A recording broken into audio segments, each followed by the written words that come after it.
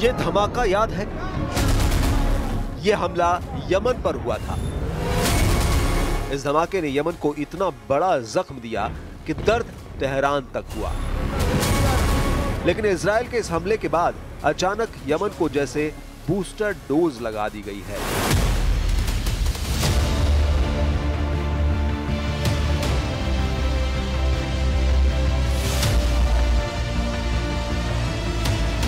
Yemen पूरी ताकत से खड़ा हो गया है।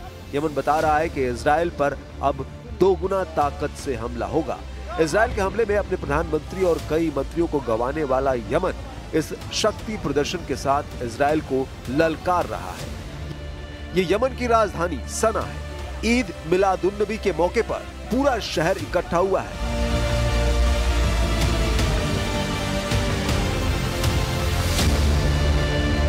गिनने की कोशिश मुश्किल है। सिर्फ अंदाजा लगाइए कि कितना मजमा राजधानी सना की सबसे प्रमुख जगह पर पहुंचा हुआ है।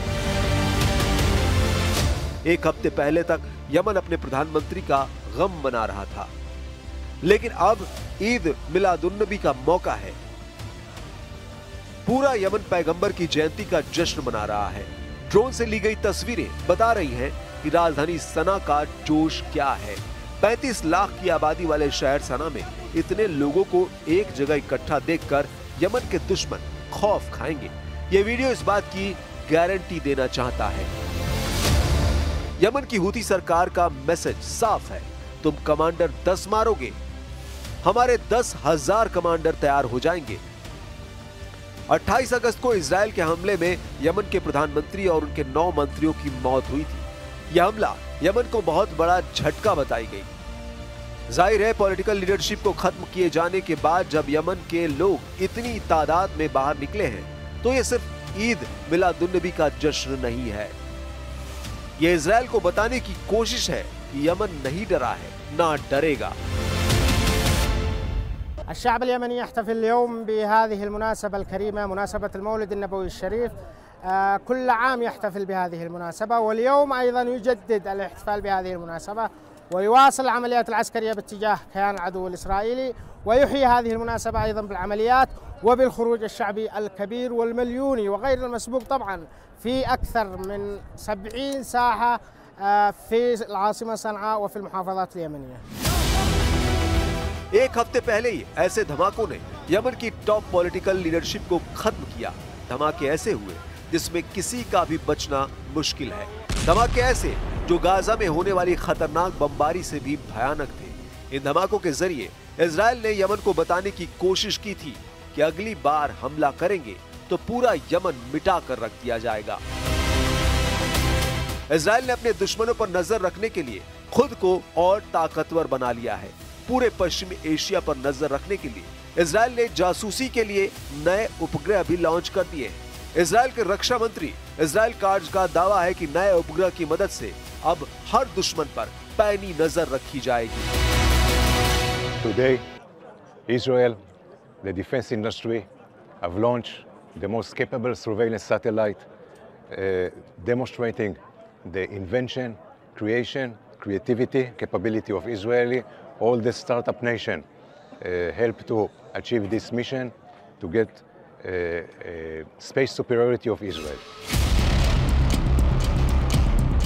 इजराइल की धमकी हो या फिर इजराइल की यमन तक अटैक करने की ताकत, हूती सरकार ने यह बता दिया है कि वो इजराइल से घबराने वाले नहीं हैं। यमन की राजधानी में ईद मिलादुन्नबी के दौरान रात की तस्वीरें देखिए। राजधानी सना हरे रंग की रोशनी में चमक दमक रही है। यमन की ऐसी तस्वीरें सैटेलाइट से भी ली गई हैं, जिसमें पूरा यमन हरे रंग की चादर में लिपटा हुआ नजर आ रहा है। मस्जिद, सरकारी इमारत और घरों को ईद मिलादुन्नबी के मौके पर ऐसे सजाया गया है जैसे लग ही नहीं रहा कि एक हफ्ते पहले इजराइल ने यहाँ पर हमला भी किया था। यमन के इसी जोश को लेकर उसके दुश्मन बहुत ज्यादा अलर्ट हो गए हैं, क्योंकि यमन ने ऐलान किया है कि इजराइल पर उसके मिसाइल अटैक जारी रहेंगे। تؤكد القوات المسلحة اليمنية أن العدو الإسرائيلي لن ينعم بالأمن والاستقرار، وأن عملياتنا مستمرة وبوتيرة متصاعدة خلال المرحلة القادمة. यमन अकेला नहीं है, वो जानता है कि इजराइल से टक्कर लेने के लिए ईरान का साथ जरूरी है और इस मौके पर ईरान भी लगातार हूती विद्रोहियों के साथ खड़ा होता नजर आ रहा है। ईरान के सर्वोच्च नेता अली खामनेई ने कहा है कि यमन के बहादुर जो भी कह रहे हैं वो सही है और गाजा में तबाही मचाने के लिए इजराइल को सख्त से सख्त सजा मिलनी चाहिए। اینقدر خاطر جمع بودن به اینکه این حمله اساس جمهوری اسلامی رو در کشور متزلزل خواهد کرد، خاطر جمع بودن که مردم رو در مقابل جمهوری اسلامی نگه می‌داره، اینقدر مطمئن بودن که یک روز بعد از شروع حمله اینا نشستند و यमन की राजधानी सना में हुए हमले के बाद का हाल देखिए। इजराइल ने उन जगहों पर हमला किया जहां पर प्रधानमंत्री की मीटिंग चल रही थी, जहां पर फ्यूल रखा हुआ था। ये यमन की ताकत को कमजोर करने की कोशिश है। अब सवाल है कि इस हमले को इजराइल ने कैसे अंजाम दिया, कैसे तैयारी की गई। अब उसकी तस्वीरें देखिए, क्योंकि इसी वीडियो में ईरान के लिए बहुत बड़ी वार्निंग छुपी हुई है। यह इजराइल का F-15 फाइटर जेट है जो उसे अमेरिका से मिला है। इस फाइटर जेट में लगा हुआ बम देखिए। इजराइल को यह विमान भी अमेरिका से मिला और इसमें लगा बम भी अमेरिका ने दिया। अब यही बम इजराइल ने यमन की राजधानी सना पर गिराया है। इजराइल के पास 66 F-15 फाइटर जेट हैं और अमेरिका उसे 25 और विमान सप्लाई करने वाला है। ये 4.5 जनरेशन का फाइटर जेट है जो 8000 किलो तक के बम लेकर उड़ सकता है। अतिरिक्त टैंक और रिफ्यूलिंग के बाद इसकी रेंज 4000 किलोमीटर से भी ज्यादा हो जाती है, यानी ये 2000 किलोमीटर से ज्यादा के दायरे में मिशन को अंजाम दे सकता है। क्या ईरान में अब ऐसे धमाके होने वाले हैं जैसे यमन में हुए हैं? वैसे ईरान पर हमले के लिए नेतन्याहू को दुनिया का सबसे खतरनाक हथियार देने की मांग की जा चुकी है। अब इजराइल इस धमाके से 10 गुना ताकत वाला ब्लास्ट करना चाहता है। ऐसा सिग्नल नेतन्याहू बार-बार दे रहे हैं। Whoever plans to attack us, we attack them. I believe the entire region is learning about the strength and determination of the state of Israel. Netanyahu की वार्निंग के बाद सवाल उठ रहा है कि क्या ईरान फिर इसी तरह जलने लगेगा? क्या इजराइल ईरान में फिर ऐसे ही आग लगाने जा रहा है? क्या तेहरान समेत ईरान के शहरों में फिर ऐसे ही धुआं उठेगा?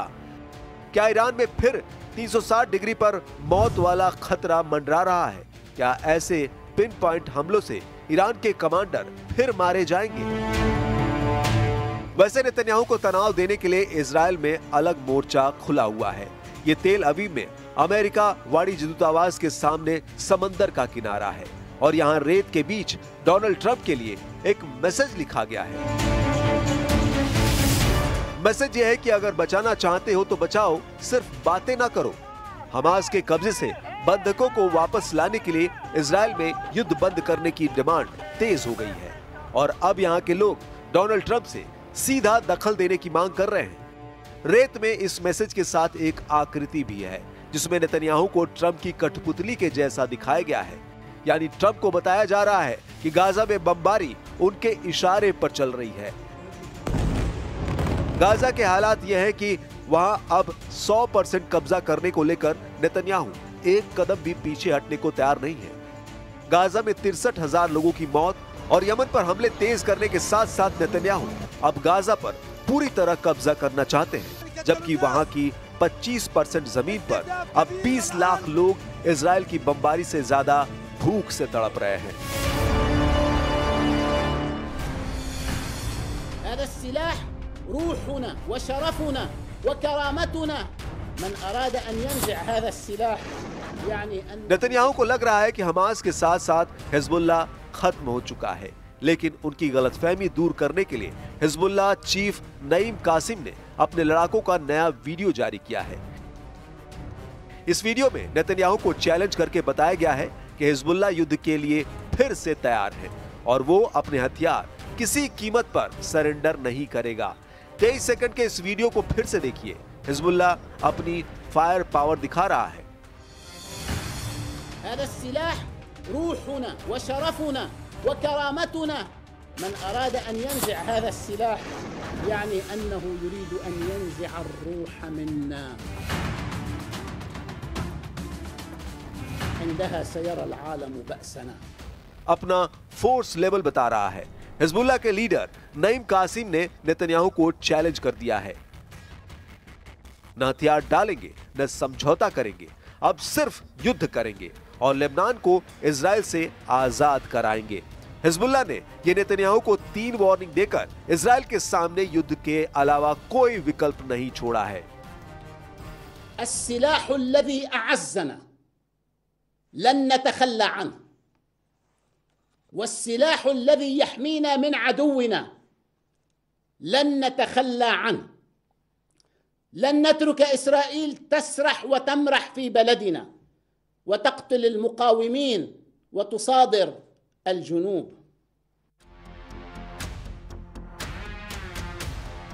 अचानक इजराइल के सामने 4 बड़े फ्रंट एक्टिव हो गए हैं। पहला फ्रंट गाजा, जहां 100% कब्जा नेतन्याहू का अटल इरादा है। दूसरा फ्रंट यमन, जहां सना में इजरायली अटैक के बावजूद इजराइल पर बैलिस्टिक मिसाइल फायर की जा रही है। एक फ्रंट लेबनान है, जहां इजराइल चाहता है कि हिजबुल्लाह हथियार डाल दे, लेकिन हिजबुल्लाह का इरादा युद्ध का है। वो जानता है कि दक्षिण लेबनान में इजराइल का ग्राउंड ऑपरेशन फेल साबित हुआ है और नईम कासिम ने लेबनान की सरकार को अल्टीमेटम जारी कर दिया है। और सबसे बड़ा फ्रंट ईरान है। ईरान की लीडरशिप ने साफ कर दिया है कि युद्ध विराम का अब कोई मतलब नहीं रहा। इजराइल से तनाव बहुत ज्यादा बढ़ चुका है।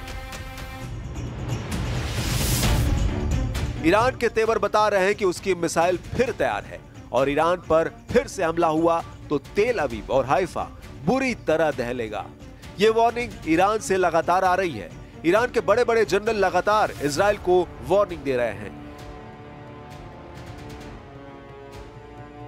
ईरान के मेजर जनरल याह्या रहीम सफवी, जो सर्वोच्च नेता अली खामनेई के सलाहकार भी हैं, उनका दावा है कि ईरान के पास हजारों मिसाइल और ड्रोन हैं जो खुफिया ठिकानों पर रखे गए हैं और अगर ईरान पर युद्ध हुआ तो उनको इस्तेमाल किया जाएगा। कह सकते हैं कि ये वार्निंग सीधा अली खामनेई की तरफ से आई है। ईरान बार बार ये दावा कर रहा है कि उसने 12 दिन के युद्ध में अब तक अपनी पूरी ताकत का इस्तेमाल नहीं किया है, न ही अपनी नौसेना और IRGC की कुछ फोर्स को तैनात किया है। और अगर दोबारा युद्ध ईरान पर थोपा गया तो इसका नतीजा इजराइल की संपूर्ण तबाही होगी। मेजर जनरल याह्या रहीम सफवी का दावा है कि उनका परमाणु कार्यक्रम और मिसाइल टेक्नोलॉजी ईरान के वैज्ञानिकों की मेहनत का नतीजा है और उसे तबाह नहीं किया जा सकता। ईरान ने हजारों मिसाइल और ड्रोन का उत्पादन किया है और सभी सुरक्षित जगहों पर रखी गई है। ईरान का दावा है कि उसने अभी तक अपनी सबसे खतरनाक मिसाइलों को इस्तेमाल नहीं किया है। इसलिए इजराइल और अमेरिका की मीडिया में मोसाद के ऑपरेशन को लेकर जितने भी दावे किए जाएं, इस लड़ाई का जिक्र तब तक अधूरा रहेगा जब तक ईरान के पलटवार वाली ताकत का जिक्र न किया जाए। और सच यह है कि 12 दिन के युद्ध में ईरान ने बता दिया था कि वो अकेले अपने दम पर इजराइल, अमेरिका और नेटो देशों को टक्कर दे सकता है।